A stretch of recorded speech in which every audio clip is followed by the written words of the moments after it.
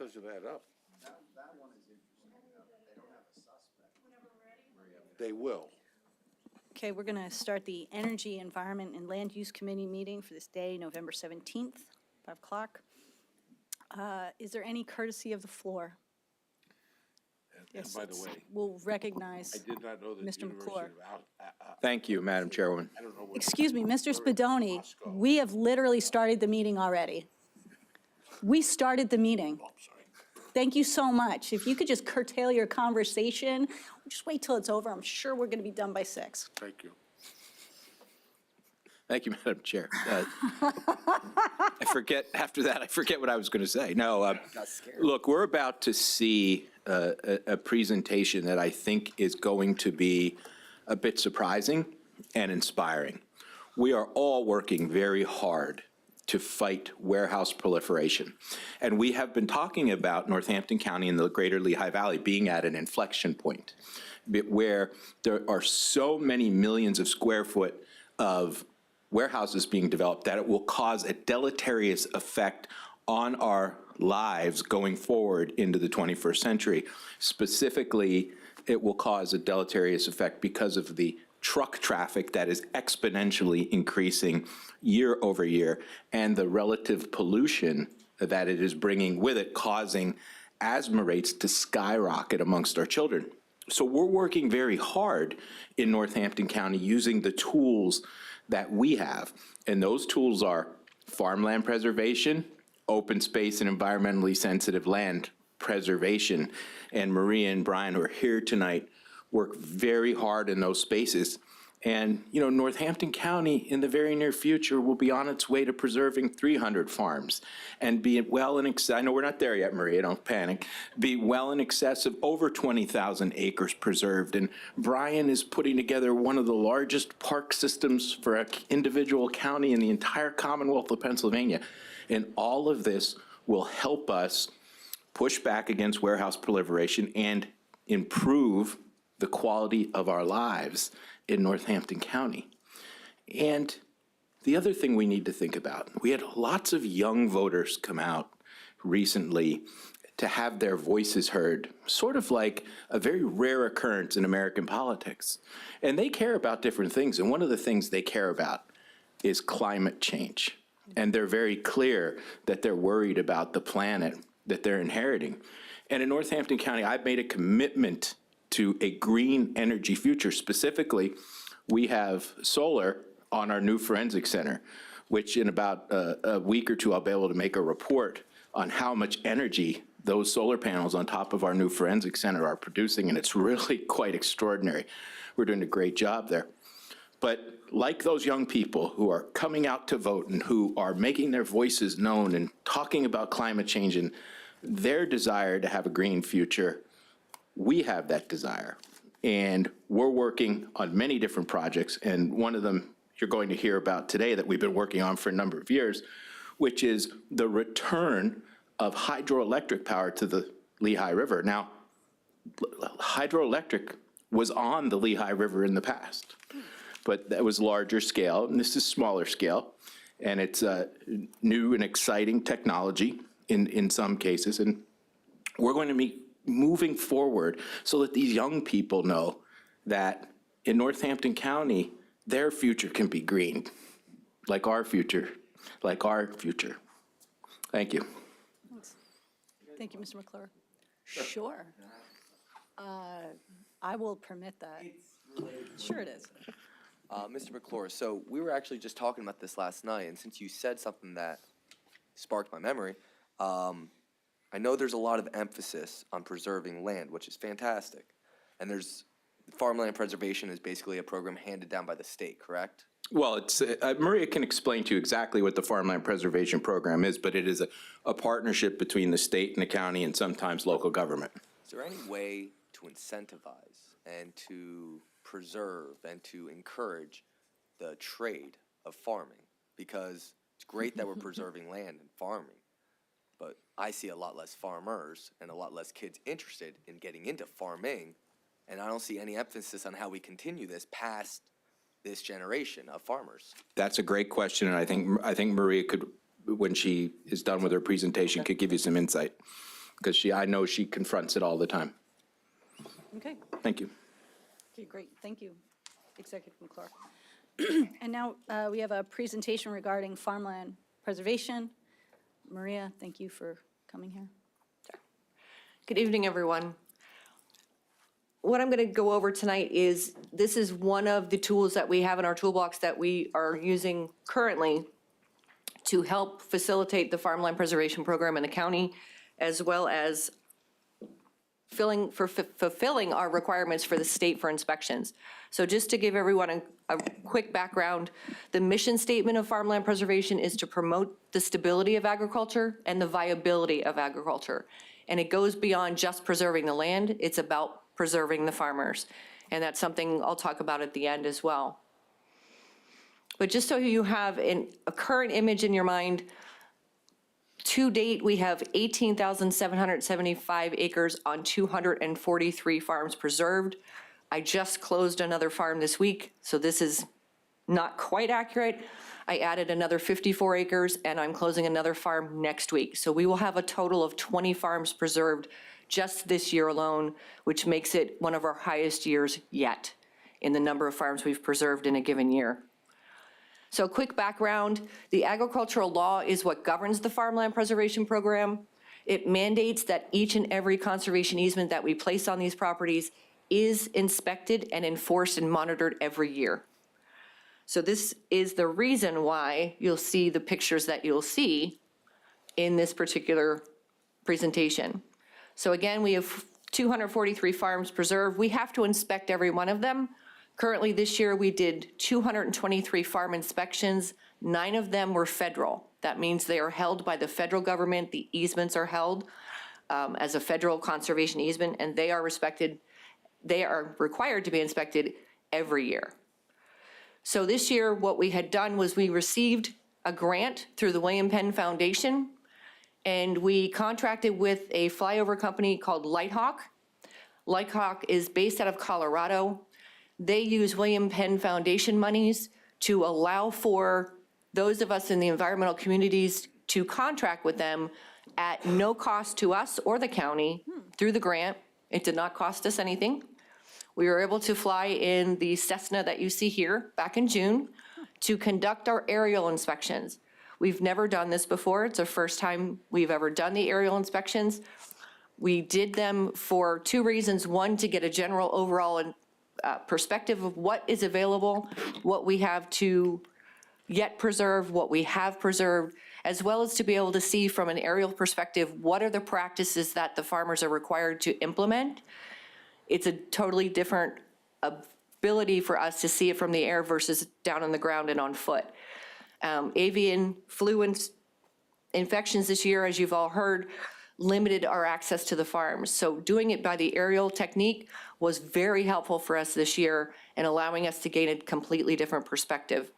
So the goal we set for ourselves was to ensure the easement conditions are being in place, they are being enforced, and to verify that the conservation practices that are required on each and every preserved farm were in fact in place. So we were able to verify those things to make sure that the practices are in place and to have a visual ability to see from the top down the impact that development has done, but also how it's encroaching on our preserved farms that we already have. So what you see here is some of the practices that we were out to see. We wanted to look to see if the farmer has contour farming or crop rotation in his conservation plan that's required by the law. They were in fact in place. So all those wavy lines that you see as a layman, those are all contour strips and crop rotations. So in this particular case in the far right, he was rotating corn and beans. So you can tell the difference based by the strips on the field itself.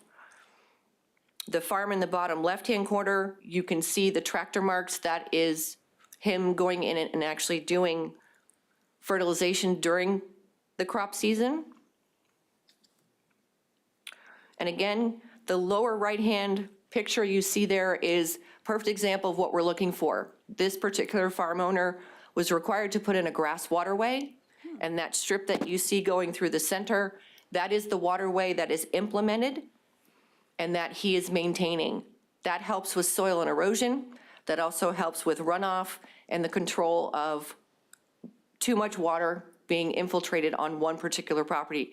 So it goes through that waterway, it is filtered so there's no soil loss, and then the water is controlled it's released in a controlled manner. This is a better picture of another waterway that you see. This is what we are going out to inspect for to make sure that these are maintained and they're working in the manner in which they are supposed to. In the event we go out and we see soil loss or we see some type of practice that is not functioning, that's where we step in and help the farmer to either implement a grant, implement different projects that are available to them for funding to help them implement these practices. So it's not just about preserving the land, it's about making sure the land is being maintained. This is one of our aerial shots. This is the Williams Farm in Lehigh Township. This is a 265-acre preserved farm. It was preserved very early on in our farmland preservation program, and it's still maintained by the original family and the next generation. The son and his wife, the daughter-in-law, is also working this particular farm. This is one of our largest dairies in Northampton County at one time. This is in East Allen Township, where we have 788 acres preserved within the township. This is pictures of the Romali and Kemp Farm. And we can tell from the aerial flyover that everything within the easement has been implemented and they are maintaining the practices that are required. This is the Schlegel and Wright Farms in Moore Township. This farm is surrounded by almost 2,000 acres of preserved ground in a very large cluster within the municipality. The Wright and Schlegel Farms makes up almost 300 acres just in itself, and that's the shot you're seeing here. The Wright is north and west, and Schlegel is south and east. Next picture you're going to see is Plainfield Township. This is 3,405 acres of contiguous farmland that's been preserved. So everything that you can see in this particular image is all preserved and protected under our conservation easements. Again, this is another cluster of, just another shot from the other side of the plain of that same contiguous acreage in Plainfield Township.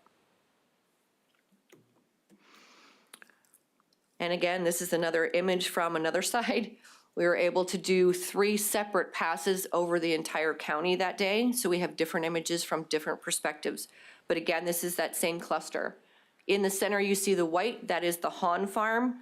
That is his main dairy operation. This is an image from Lower Mount Bethel. This is the Kiefer Farm. We have a contiguous block, again in Lower Mount Bethel. They were one of the first townships to preserve. They total 4,254 acres just in that municipality alone. Again, Lower Mount Bethel, another perspective. This is a view from Forks, Plainfield, and Lower Mount Bethel's. All 3 municipalities intersect within this image.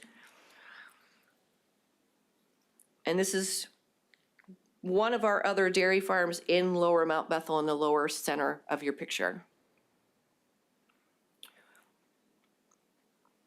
This is one of our preserved farms in Forks Township with an adjacent farm that landowner is also interested in preserving. So we're working with that landowner to bring that piece in, hopefully this coming 2023 cycle. It's not Padula. No. This is East Allen Township. And you'll see in the lower right where it says Hanover Township to the south.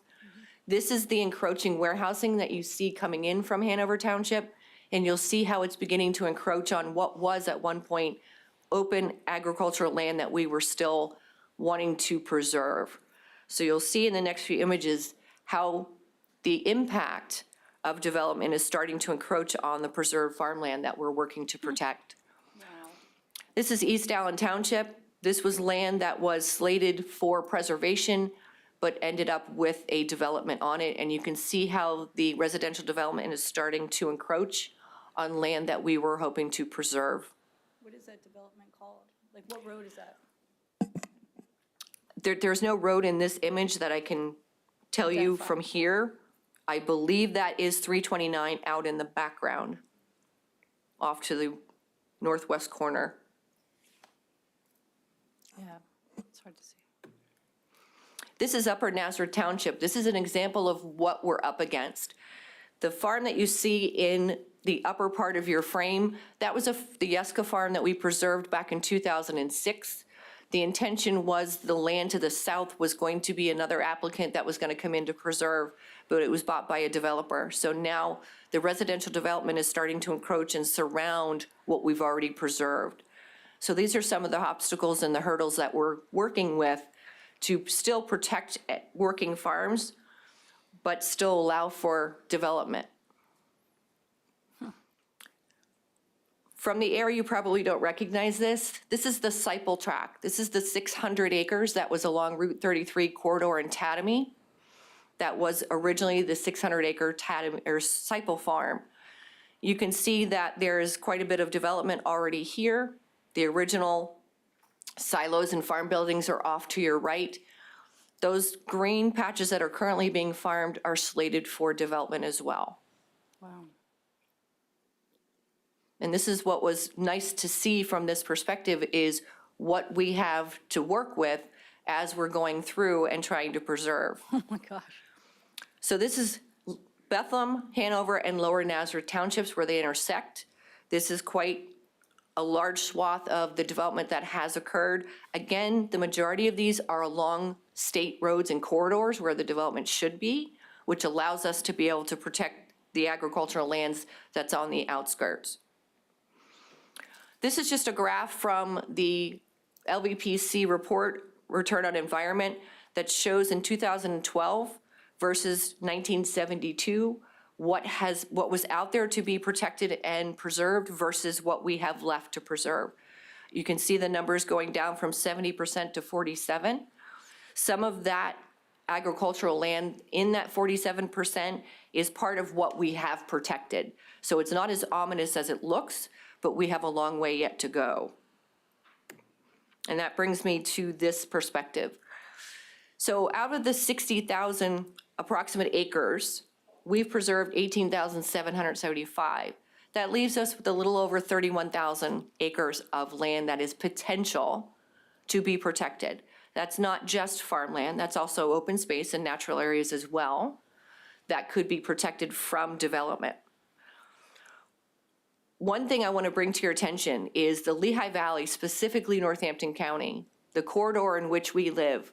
We don't have just the best soils in the county. We have some of the best soils in the nation. We have some of the most productive soils in the nation. And if we can protect that and continue to protect what's left, we are going to be protecting soils that won't be found anywhere else in the country. And that's going to help us protect and keep our ag industry producing. This is, again, this is just a different perspective of that same map, but this is showing you what are the potential tracks for farmland preservation specifically. Those in green, and that's the map I sent around with you that you could see a closer view. The green is already what is protected. The red is what is located in an ag security area, which is the area that we target first based on the law and the criteria that we are set to follow. And then the yellow, excuse me, the yellow is shown as what we have as potential. So we're looking at approximately another 21,000 acres that's ag that we could still protect in the future. For 2022, we preserved up to this point 825 acres on 18 farms. Like I said, we have another one to go next week and potentially another one in December. We average around 700 to 800 acres preserved a year, anywhere between 12 to 15 farms per year. So based on our current funding, what we can do going forward with the administration's support, as well as the funding we're receiving with our match from Harrisburg, we have the potential to keep on track for this same pace going forward. So again, it's not just about preserving the land, it's about preserving the industry. It's about preserving the farmers. It's about preserving the ag business that employs 1 in 7 jobs in Pennsylvania. Most people don't realize everything's related somehow to food and sustenance and fiber. So it's about protecting the groundwater recharge. It's protecting our air quality. It's about protecting the view shed that we all enjoy. It's about protecting the habitat. We lie in one of the largest northern flyways and migratory flyways in the country. And that's another thing we're trying to protect by keeping these open spaces open and preserving the farmland as well. We have a long way to go before we reach that 25% that's predicted in LVPC's comp plan. We are on track as long as funding and support is maintained going forward. We can continue to preserve more farmland. So to Mr. Garafello's question about what are we doing to preserve the farmer, we just had a workshop this week. It was called a soil health walk and talk. We had 31 farmers come to the Greystone property and also our building at Greystone for the after talk, where the grants that we received for the cover crops for soil health, the crops were all flown over at the late August, September timeframe, so that a new, what we call a winter crop, would be seeded when the old crop comes off. The point of that is to maintain soil health, to maintain the stability of eliminating erosion and sedimentation from leaving the farms. So those 31 farmers had basically a roundtable discussion. What can the county do to help them? What can we do as the experts in the industry to be able to support them? And one of the biggest things that they told us was education. Educating the public that it's not just about farming, it's about what the farmers do to improve the soil, what they do to maintain the food chain. So that was one of the things that came out of the soil health talk. So we are doing what we can within our confines of the law to educate, to speak to the farmers, and to get them enrolled in programs where there is government funding to help them implement the practices to keep the farm sustainable. I don't know if you have a bunch of questions too, but want me to just keep going? You know what, you just keep going, John. You're good. All right, so it's funny that we're having this because I kind of just listened to like a 3-hour conversation on regenerative farming, and I had no idea that topsoil is such a finicky thing, and that there's concerns that we're going to run out of productive topsoil here in the next 50 years because of our industrial farming practices of using a 2-crop rotation, depleting the minerals out of the soil, using an abundance of fertilizer when, you know, if you use the natural way of grazing and manure and a better crop rotation, the soil can last much longer. So you made this comment that our soil is among the best in the country, and I was under the misunderstanding that our soil is kind of substandard compared to like Indiana and Iowa because their soil is like black and rich with nutrients. So I'm wrong about that? Pennsylvania's soil, our soil is very, very good? You're not wrong. There's a difference between how the soil is tended versus what already exists. And what exists is the best soils in the country, and that's what we're trying to help the farmers maintain. So going back to the regenerative farming practices that this gentleman who is, I believe, from Georgia, and he had like a 1,000-acre farm, and it was carbon negative. So his farm and the animals on it consume more carbon, and the plants that he grows consume more carbon than his farm emitted, which was bonkers. You know, most farms are one of the most biggest, you know, carbon producing thing. Right. Is the state and is the farming preservation starting to take on more of this as their, you know, agenda to encourage better farming practices, making it more lucrative for farmers to do these things because it is more expensive? Any of that on the talking points with the preservation plans? It's not part of our mission under the law. And while I'm answering your questions, if you don't mind, I'm going to roll some footage here of the flyover so this can play in the background for you. It's going to take a second to load. Takes about 30 seconds for it to come up because it's such a large file. We don't have that ability to do that, but we do work with the partners that do. That would fall to the responsibility of NRCS, which is the Natural Resource Conservation Service. They're the engine that has the funding to do those practices. We work with the USDA, which is the Department of Agriculture and Natural Resource Conservation Service. They're the ones that have the federal, state funds to do those practices. So we partner with them, but we're not the regulatory agent that does it. So we're doing everything we can to get people in to the NRCS and USDA offices so that they can access the grants that are available. So that, All right. the IT guy said it takes about 60 seconds. Okay. Well, while we're waiting, is there anything that the county can do outside? I'm not insisting that we do, but I'm kind of curious of how the process works with how the USDA can, limit certain practices, because I'm not going to go there, but are there anything that we can do to set an example for other counties or other states? Because what we're doing is kind of in the Stone Age as far as what we know and how we still make food in the world. I will tell you that Northampton County is one of the leading counties out there. There you go. As far as what we're doing to be progressive, I can list 3 counties off the top of my head that I mentor for our program to help them with theirs.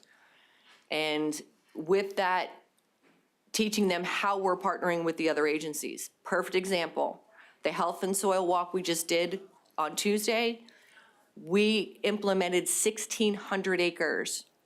In other words, we got 1,600 acres of agreeable farmers to spread the cover crop seeding, whereas last year there was maybe 200 acres total.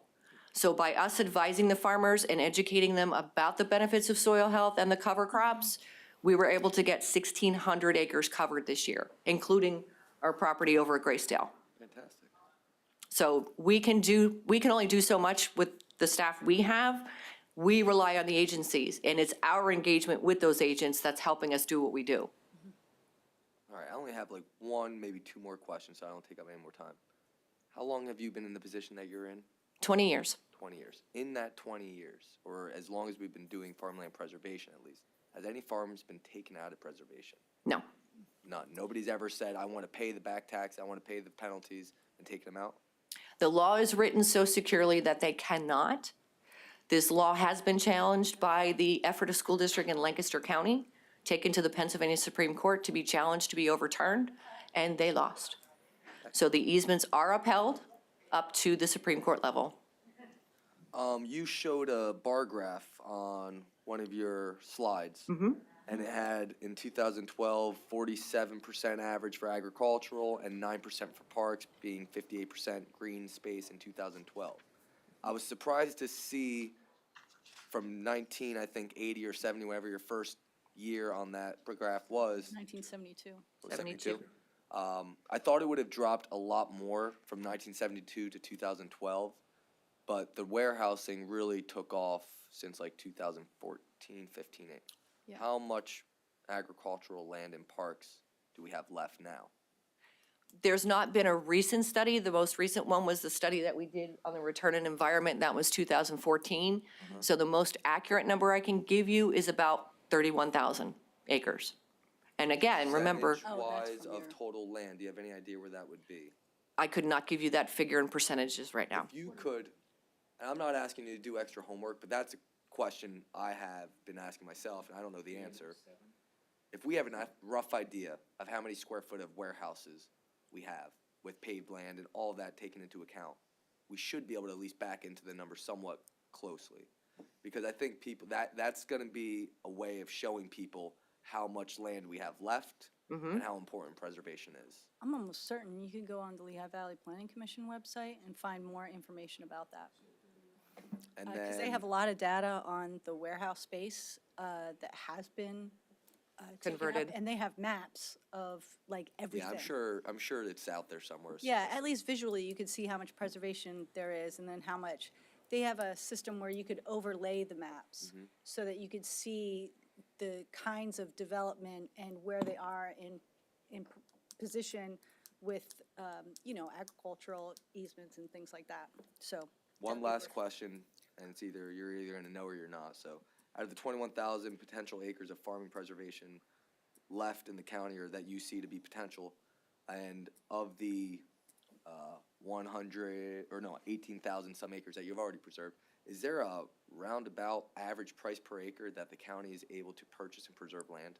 What is that? The county's average across the length of the program is $4,334 per acre, 4,300 some. 34. Thank you very much. What's very important to understand about that figure is Northampton County is one of only 3 counties in the Commonwealth. Out of 58 programs of farmland preservation, we are only one of 3 counties that pays 100% of the appraised value. The other counties have a cap or a ceiling, which means, example, Berks County, they have a cap of $2,500 an acre. Doesn't matter if the appraisal comes in at 5, 6, 7, they only pay $2,500 an acre. Excuse me, Maria, is that, which one's that, Trent? That is Plainfield. Yeah, I was That's gonna the say waste there's the management. adult. Waste management in Plainfield. That's the my house. sprawl right there. I knew it was a landfill. Yeah, you can't miss that. So I that think that's is, a testament to why this program's working so well for our county. I feel like What? you have done an excellent job. So kudos to you. Thank you for your presentation. thank you.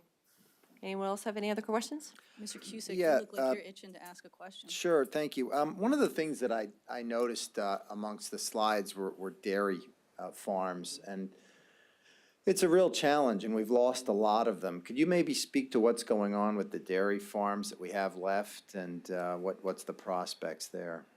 The dairy farms that we have left in the county that are functioning dairy farms are struggling.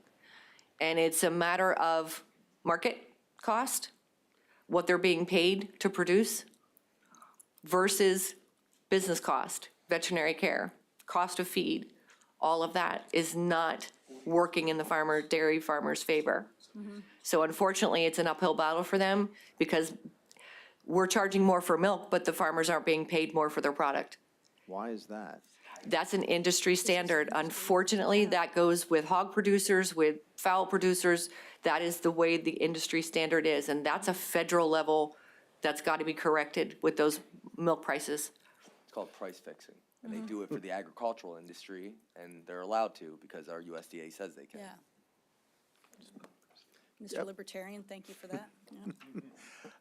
The other question, did you fly out of Braden Air Park to get these?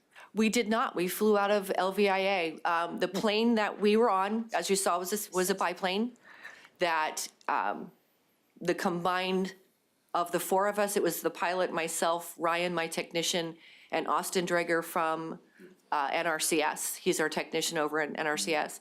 The 4 of us are the 4 that flew that day, and the plane that brought us in was actually from upstate New York. And his plane was not suitable to take off at Braden. It was basically too big because there were 4 of us on the flight.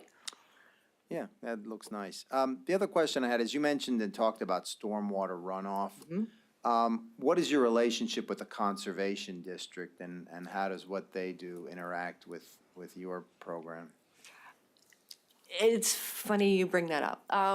We work very close with the Conservation District, with their ag technician, as well as my resource technician for ENS, MS4 requirements, stormwater management. We only have so much control within the conservation planning part of it, but that's where the technician part comes in, and that's where Ryan's expertise comes in. And as I said, we can only do so much if there's a DEP requirement for stormwater management based on whatever activity is going on in the ag operation. Some of it's deemed ag permissible, some of it's deemed not. So it's a fine line where we have to follow the regulation. Okay. There are some programs out there that we're looking at getting involved with that may be able to provide our farmers some MS4 credits, but that's still in the planning stages. And that'll be a direct partnership with the Conservation District. For our new member here, could you maybe explain how the state and local match works with county dollars? Sure.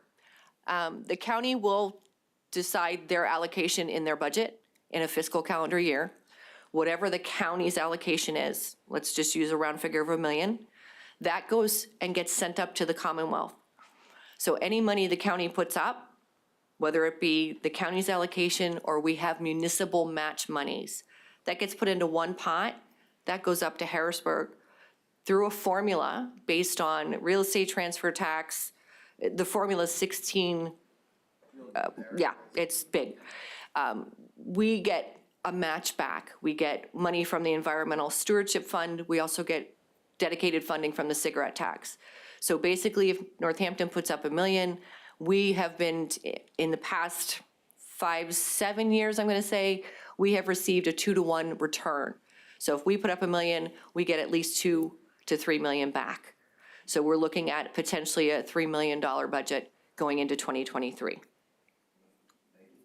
And the other thing, just to add to that, is if we do have municipal contributions, just so you're aware, there are 10 municipalities that have earned income taxes that they enacted specifically for open space and farmland preservation.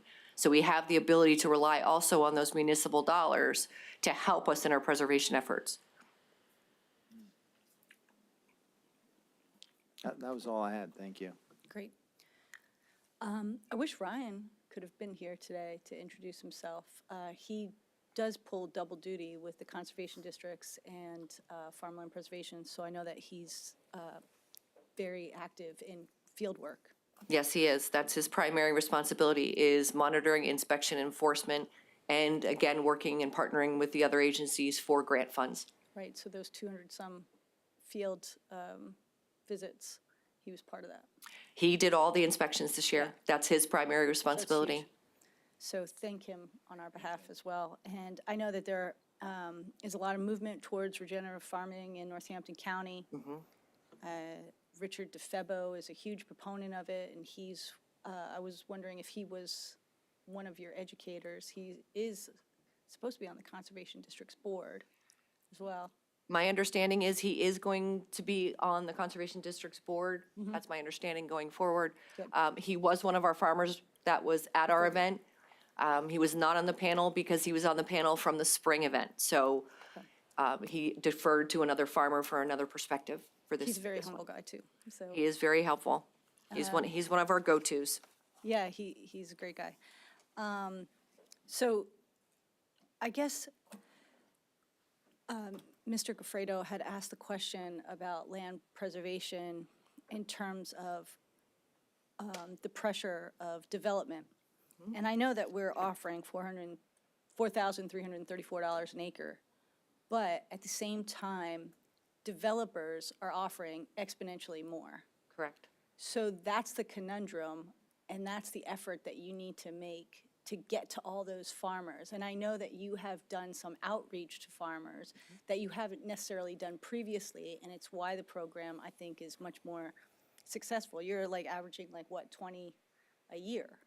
We're averaging between 15 and 20 applications a year. Those that qualify, we're averaging about 15, and out of that, we're preserving as many as we can in a given cycle. So anywhere between 15 and, at this point, 20 a year. Are you seeing, I guess the idea was that what could make a young person want to inherit the farmland to farm, rather than sell it off to developers? The industry. These kids were grown, raised, bred for this industry. And if they're staying on the farm, it's their intent to continue farming because that's their way of life. That's their job. That's what they know. Trying to incentivize it, farmland preservation is just one option. Tax credits can be another option. Available grant funding to help them implement practices, another initiative to keep them farming. And that's what we're trying to bring into Northampton County, are the initiatives that are out there that were never brought here. We brought in the EIT. We brought in Act 4 as a tax incentive. We brought in and amended our county program to allow us to be more flexible with the properties that do come in. So we're doing everything we can to incentivize this for the next generation as well, but it's also market-based. Did that help answer your question? Well, you made a comment about trying to compete with the developers, and just from personal experience You of. can't. You can't. Yeah. And it's the wrong approach. I think the right approach is what you guys are doing. You have 21,000 acres potential, go after them as hard as you can. And the $4,000 that you're offering is great money, but you're never gonna be able to get to a point of what they're offering them for the land. No. Because they don't need to think about return on investment with farming, they're gonna do a return on investment with warehousing. And that's Sure. much more lucrative, that farming just can't compete with it. So. I think understand you're doing that. the right thing and just keep pushing. There's been instances in my career doing this. I go and I meet with the families sitting down at their kitchen table, not my office desk. And I sit with the family and explain everything about the easement, what the restrictions are, what they can and cannot do, how it's going to help them sustain. That's the difference. They don't, the people who preserve do it because it's what they need and what they want to do. So it's a voluntary program. We do not go knocking on doors. We do not solicit. The people we have coming to us have an innate interest in protecting their land, whether it be to continue the farming operation or it's a heritage thing. It's their choice. We are just trying to keep up the pace with the people who are applying so that we can preserve as many farms in a year as we can with the staff we have. Is there a minimum acreage per parcel that, what is that minimum? There is. If we're using state monies, it's 50 acres if we're using state dollars. So 50 acres or more. If it's county funds, we can go down as small as 25 acres. And a farm can be as small as 10 acres of production if it is connected to another farm that's already preserved or it has a crop unique to the area. Thank you. Does anybody else have any questions? Thank you for all the work that you do. Thank you. All right. Next, report on Norbath Trail and Livable Landscape Grant, Lower Nazareth Township. You're up, Mr. Cope. Good evening. The first one is for it's actually two items in that one agenda. The first one would be the Lower Nazareth. Last year, Resolution 5221, through our municipal park grant, we awarded $47,118 to Lower Nazareth for the Hans Meadow Park development. And I mentioned this at the budget hearing. The supervisors and township officials put it out to bid twice. Costs for engineering have doubled or tripled, and they don't see this as a feasible project moving forward. They had two other grants open.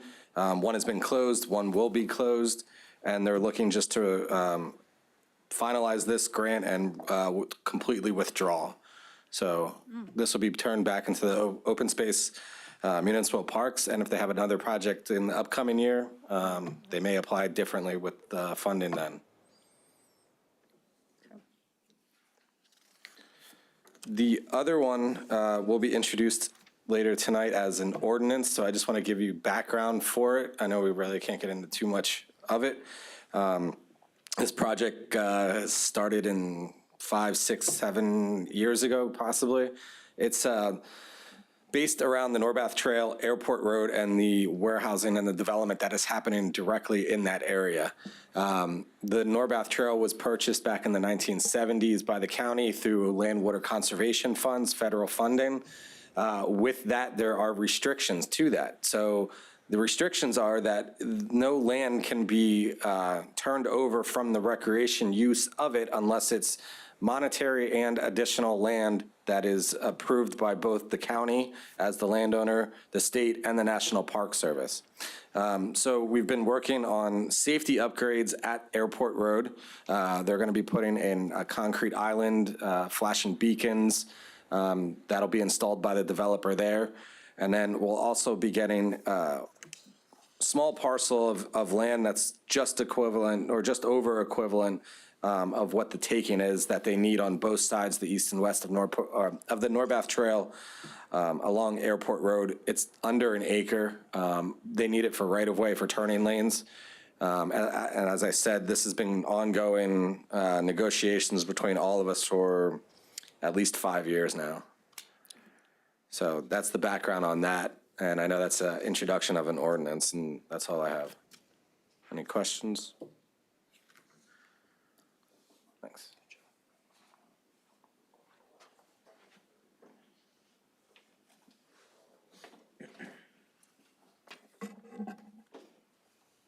Any questions? No, okay. Thank you, Mr. Cope. And now, I believe we have a change in our plan.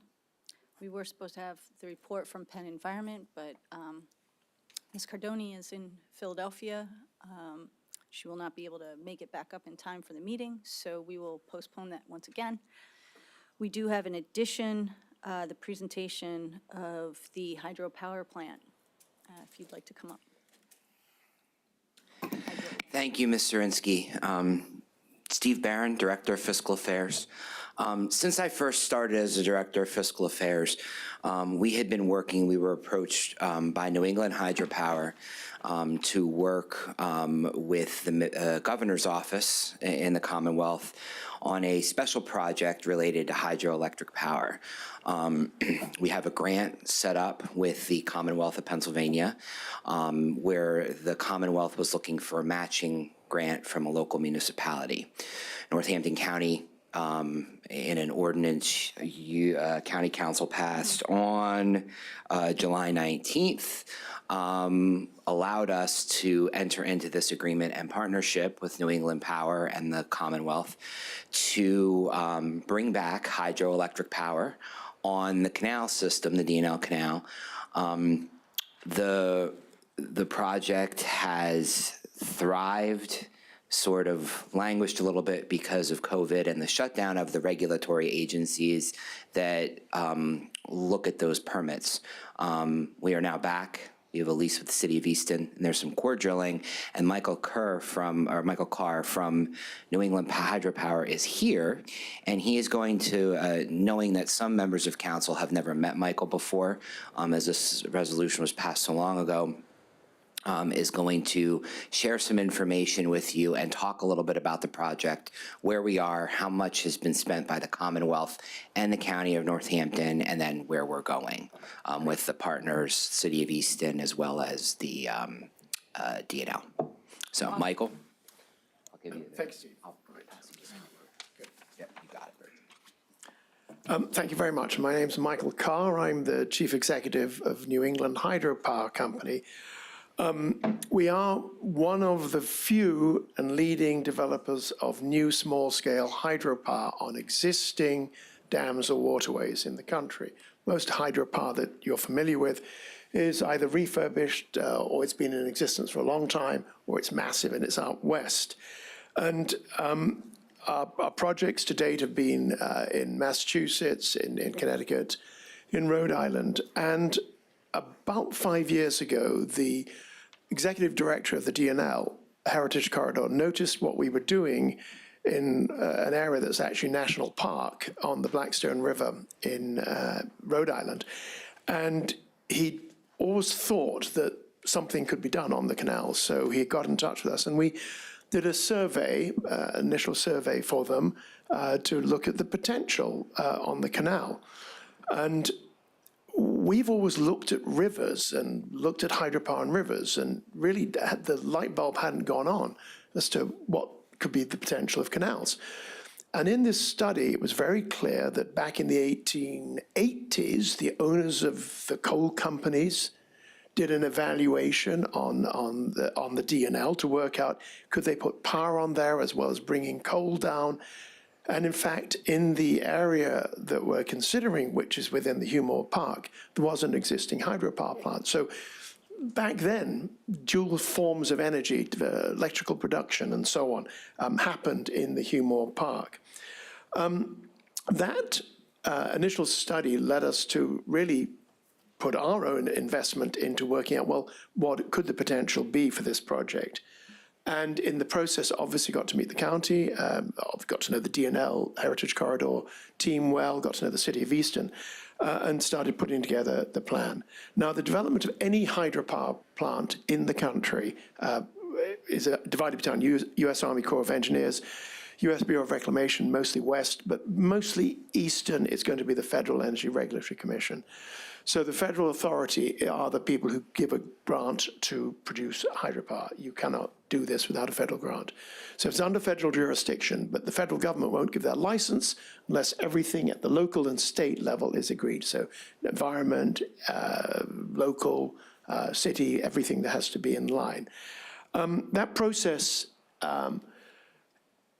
it takes a long time. It's a complex project and designed primarily for large hydro. Because we've been working at this for 10 years, the focus on small hydro, have been able to develop processes, repeatable processes, using standardized technology to enable these licenses to be achieved in 2 to 2.5 years. The industry standard would be more like 4 to 5 years.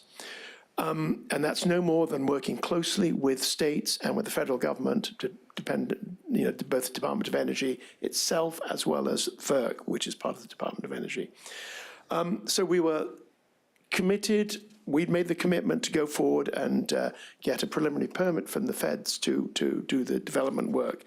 And then we had the fortune of being introduced to the Commonwealth Finance Authority's Advanced Clean Energy Program, from which we got a grant and which the county then provided a match back in 2018. And everything was really going along pretty well until COVID came along.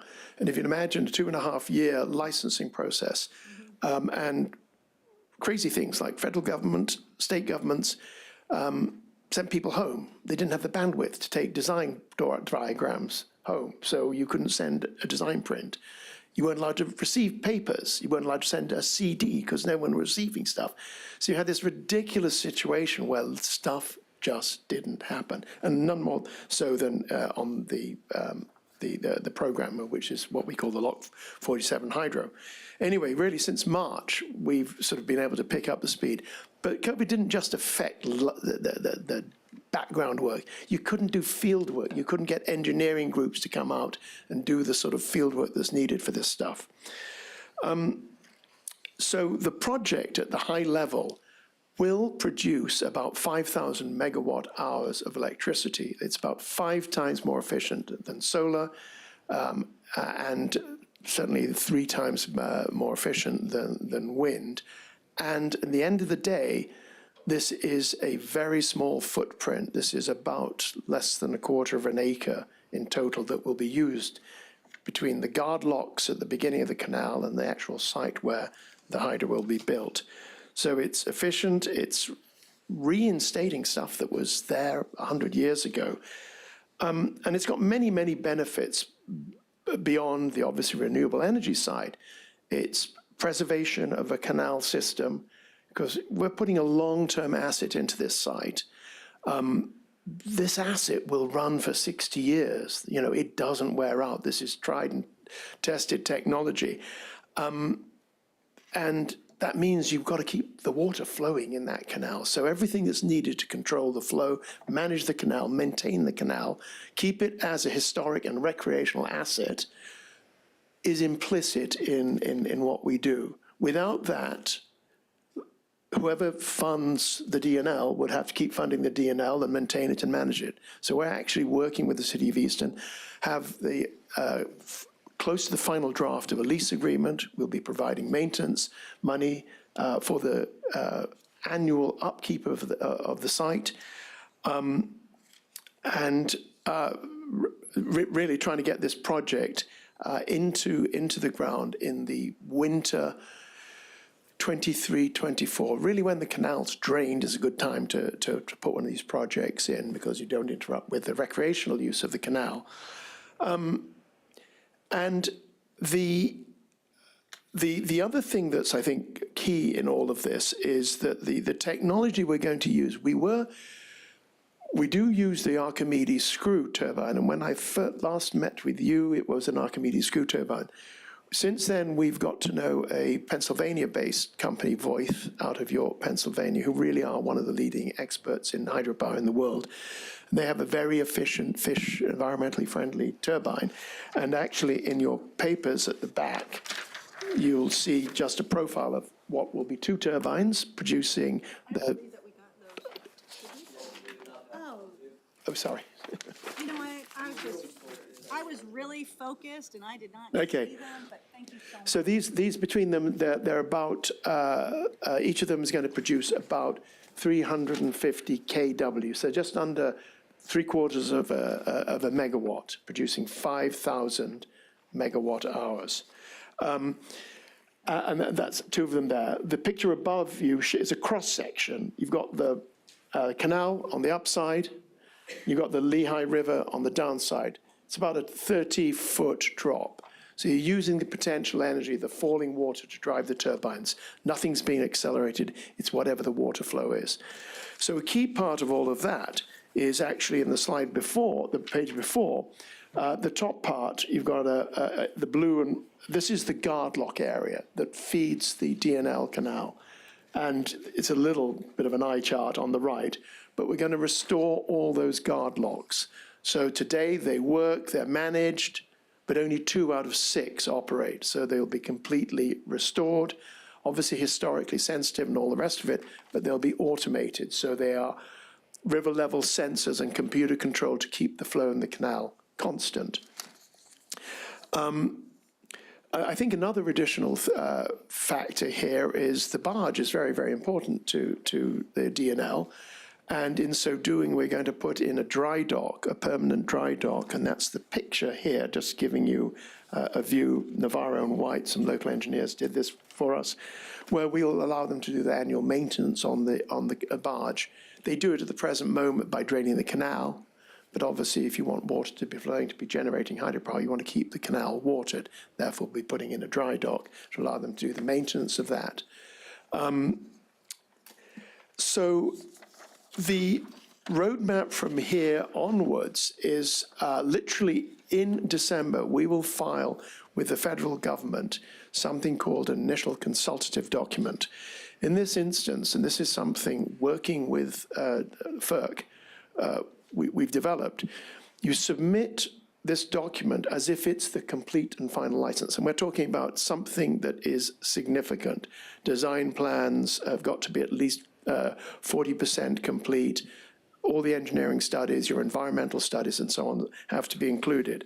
With that, the federal authorities will then informally comment on it, and it really leads to a faster track to getting your federal license. You can't do anything on this until the federal government gives you notice to proceed. Obviously, you've got to have all the economics in place, but you wouldn't get your federal license if you didn't have the economics in place. There is a financial assessment that the federal government requires you to go through. And as I said, the other thing is working very closely with PADP. That won't happen until they agree. We've been pleasantly surprised by the efficiency of PADP. They use some uniform systems which we've seen in other states tend to be fragmented, which means that the process can be more effective. We completed the drilling, and this is taking core samples at the guard lock, several locations down the canal bank, and then at the actual site, which is about 2 miles down the canal from the museum, to understand the core, what's the rock underneath, because ultimately you are going to be building a foundation, and nobody has ever actually really determined what's in the canal bank. So that is going to be of historic interest. In fact, we also work closely with Lafayette, the geology department. They will get the core samples at the end of it. And we have actually been working with Lafayette pretty continuously with their engineering school on this project, and have also involved Lehigh, but it's mostly been Lafayette, being close to it. So with that license submission, we expect to get that notice to proceed about now, this time next year. Another important thing, the commitment that you have to make. Equipment is long lead time. We all know that with infrastructure. We all know that costs have gone up significantly. And these aren't just simple steel things. Permanent magnetic generators, water cooled, no oils anywhere near them. But it's over a year's lead time for manufacture. But working with Voith out of York, they have a dedicated person there working with us. We will do that. So at the end of the day, this looks like a $10 million project, of which we will be providing $7 million. The county grant is $1.4 million, of which 320 by December 31st, 320,000 approximately will have been drawn down, leaving 1.1 and change left. And the Commonwealth will provide 1.4. So essentially, We'll provide over 7 million of this, and that's permanent capital. There'll be jobs here. They have to be local. They will be prevailing wage. Another factor that came in with the Inflation Reduction Act is hitherto it was not predictable that you could get investment tax credits on these projects. This is interesting to investors. I think there's also an opportunity. I believe that this site is also an environmental justice district. Having worked with the county, it's quite interesting that. So this is good news from doing what we need to do to optimize federal incentives that are out there. And that really is the summary. Most of it's in here, but I'm happy to take any questions. No, I've always been, Okay. yeah. Go ahead, Mr. Gofredo. Go ahead, I thought, all right. You said, I guess I'll start, where are the turbines manufactured? Are they all American-made turbines? No, they're not, unfortunately. America does not make hydro turbines, would you believe? Austria and Germany. Yeah.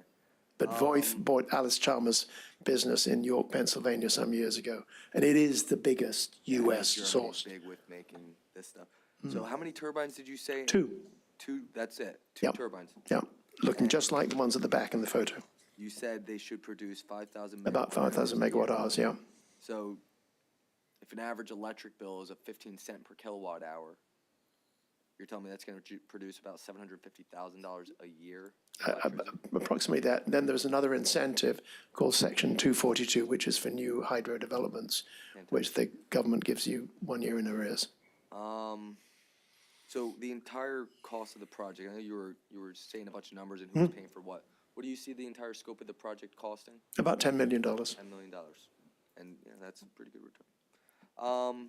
What is the total percentage of electricity produced in the country by hydroelectric?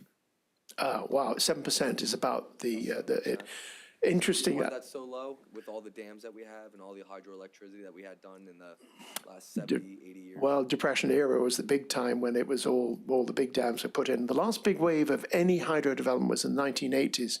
And there was some bad development done then. So as a result of that, Clean Water Act and so on came in and really slammed down the regulations. So when I started this business, I looked at this and said, well, why is nobody doing this? Well, a frightening pile of regulations you had to go through. So we have worked very closely with Washington and the states and just going through what's appropriate for these lower head dams where, we got thousands or legacy. That's why I'm asking. I know there's a big, from environmentalists of all people, a big push to take down dams. Yeah, sure. Especially larger dams that are changing river flows and migration patterns of salmon and all this stuff. That's right. Yeah. So there is a different practice that they're trying to focus on now with, like you said, canals. That's kind of a new... Canals, I think we're one of the first people in the country to spot, firstly, the technology that's appropriate. Literally, I couldn't believe, I've been in the States for 35 years. I'm American, but yeah, I've got a British accent. Spent a lot of time in Europe. So I look at what's happening in Europe, and we did not realize that there were ways to produce small-scale hydropower, fit environmentally methods over in Europe. And so hence, we kind of had leadership and innovative, although we're using proven technology. To answer another question, which I think is equally important, Pennsylvania has the second most river mileage in the country after Alaska. 83,000 miles of rivers in Pennsylvania. Only 1% of your energy comes from hydropower. So the example that we're doing here is not only replicable at other points on the DNL that are preserved, because obviously if the canal's gone or the dam's going to be taken down, you're not going to go near this. But it's this ability to work within Pennsylvania, I think, has opened up some really interesting opportunities elsewhere in the state. Certainly here within Easton and Allentown, we think there's another couple of sites that could be developed, yeah. But we're here for a long time, and we very much appreciate the support that we've had. I got one more question course. for you.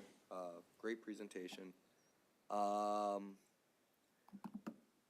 I guess my question is, so once you build this, how do you, and that's, would you expect, like 500 homes that would be able to power somewhere in that department? Yeah, that's about, rough cut, 10,000 kilowatt hours, that's about it, yeah. So how do you get this power to the grid? And is that part of the $10 million cost that you Yeah, have? sure.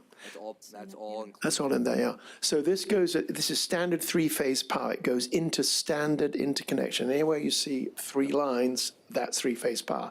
So it's standardized transformers. So the interconnection, which will be done with Metropolitan Edison in this instance, is it has to be done. You have to have a system impact study, but that's all part of the package, yes, absolutely.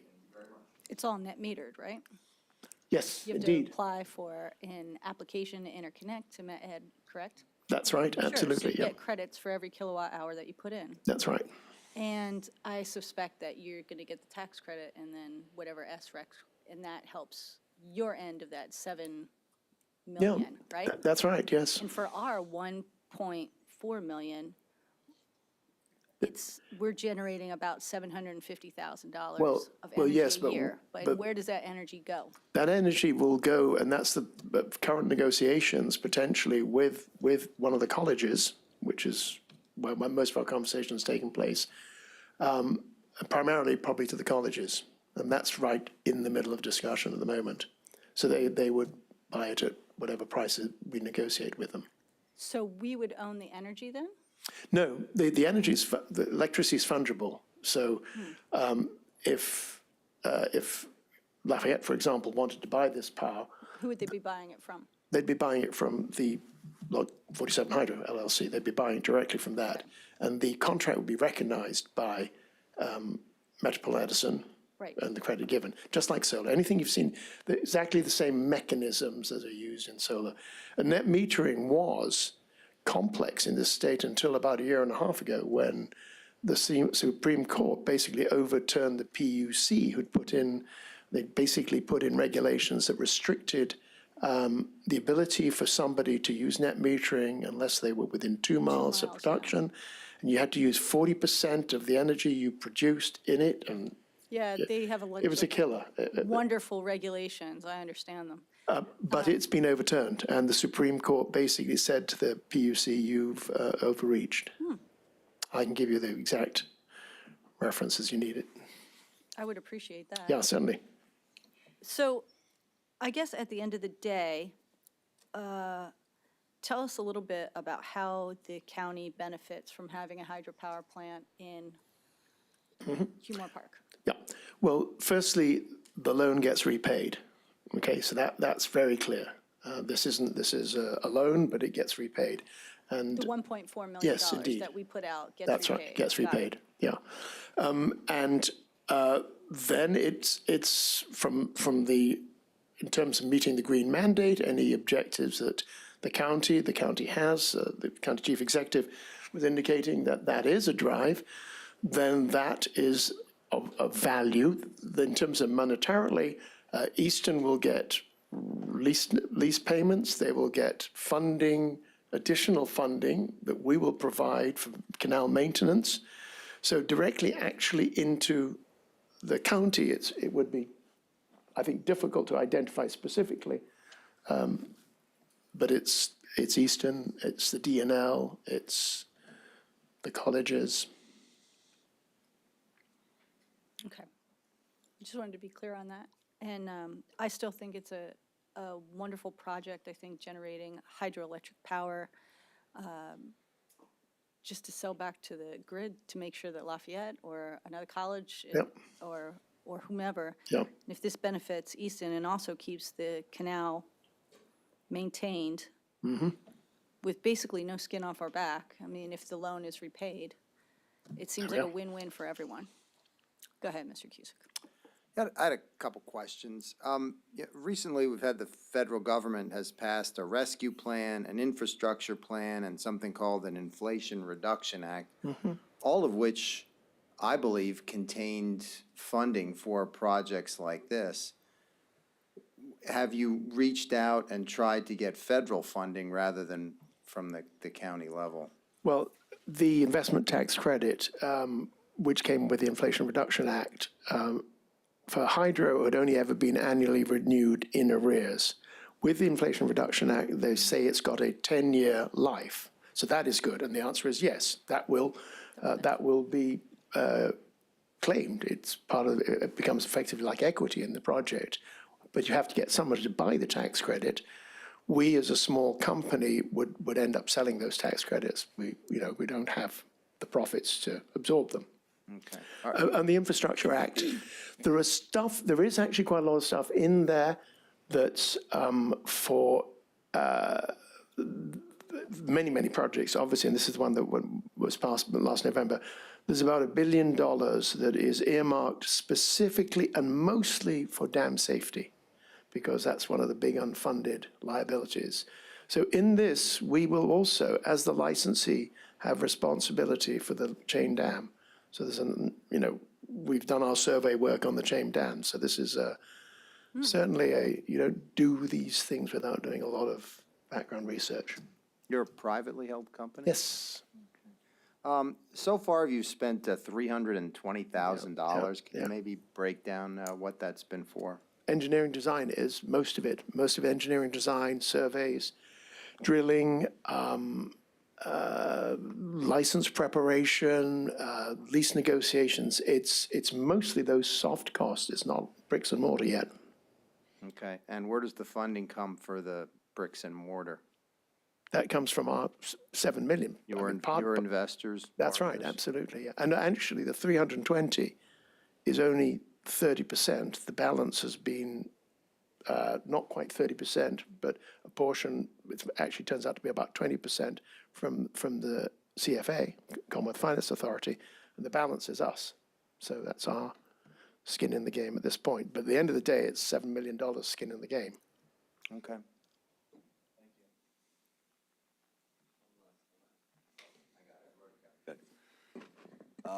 You said that that money that the county's giving is a loan, you'll be paying it back. Yeah, Does that loan come with any interest? Yes, it does. It does. Do you know what percentage of interest? I'd have to ask. I don't know top of my head. Mr. Barron probably does. I don't recall the number. I will have it for you. Meeting. I will have it for you before the end of the meeting. Perfect. Thank you. Good. Go ahead. So just to clarify, you believe these turbines will last 60 years? This is a 60-year project?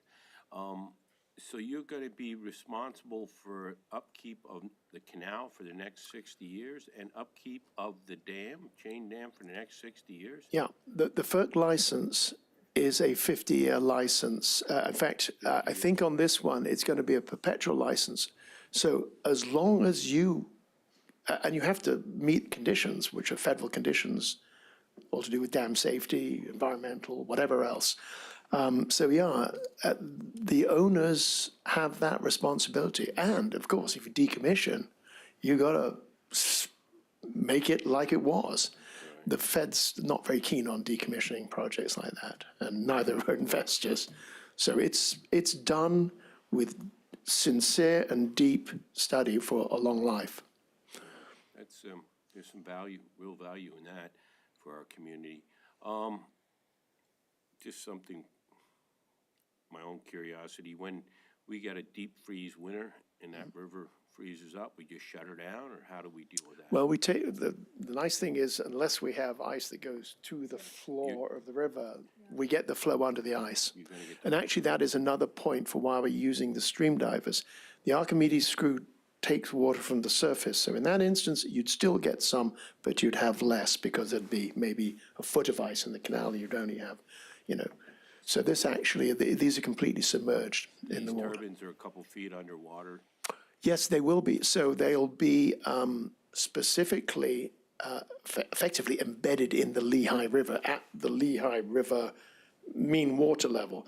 So in flood, they do not get affected. They're actually in a sealed concrete chamber. I should also mention we're looking at precast concrete techniques, which will all be precast locally as both a cost and efficiency process. And in this instance, those turbines will be in a completely sealed box, effectively. You're the expert, but I'm sure you thought they do get some real floods coming. Oh, believe me, and the federal license, everything about the federal government, you have to do this stuff considering the 500-year flood. And we all know we've just had the 500-year flood. Believe me, the flood last year, I was looking at the videos as it was at the confluence of the Lehigh and the Delaware. We're very aware of how the Lehigh backs up, and it backs right up to the Chain Dam. So the Chain Dam just looks like a road bump in one of those floods. But as these are fully submerged, and by the way, they were very clever when they built the canal, except for lower down, the higher levels don't get breached. The lower bits, not so good. Thank you. How many jobs do you think this will create? You said something about, not Bacon Davis phrase, but like prevailing wage. Yeah, prevailing jobs. wage, yeah. So that, a typical construction project, and by the way, labor is incredibly tough to find. Construction, we've got 2 projects going at the moment. Nationally, it's really tough. So the more you can do in precast, then you start to help build it in a factory, not so much on site. But a typical project like this is probably 12 to 15 construction workers, a construction company. In the design phase, this is all being done with a firm called Kleinschmidt out of Strasbourg. So it's engineering design here in Pennsylvania. They have about 6 design engineers working on it. And then on ongoing basis, we will have permanent staff, although these are all computer controlled, including those the guard lock gates. You will have people on maintenance, and that will be maybe more part-time maintenance as needed, but full-time, 2 or 3 people actually on the project. And who pays those people? Yes, Who pays them? You. they'd be our employees, yeah. Oh, yeah. wow. See, look. I knew we were going to get to that some point. You're like, That's right. Believe me, I live just north of Boston, and doing 5-hour drives down here is no fun. and you know what? I want to thank you for doing that, because I think this is a really meaningful project. I think it's going to bring a lot of value to Northampton County and to Easton, and just to our environment, to address the climate crisis. This is something that we're actively doing to make things better for the future. And so thank you so much for making that drive. Well, I hope it wasn't a Tesla. thanks very much indeed for your time. Thank you. All right. I believe that adjourns the Energy, Environment, and Land Use meeting for today. Game on, right?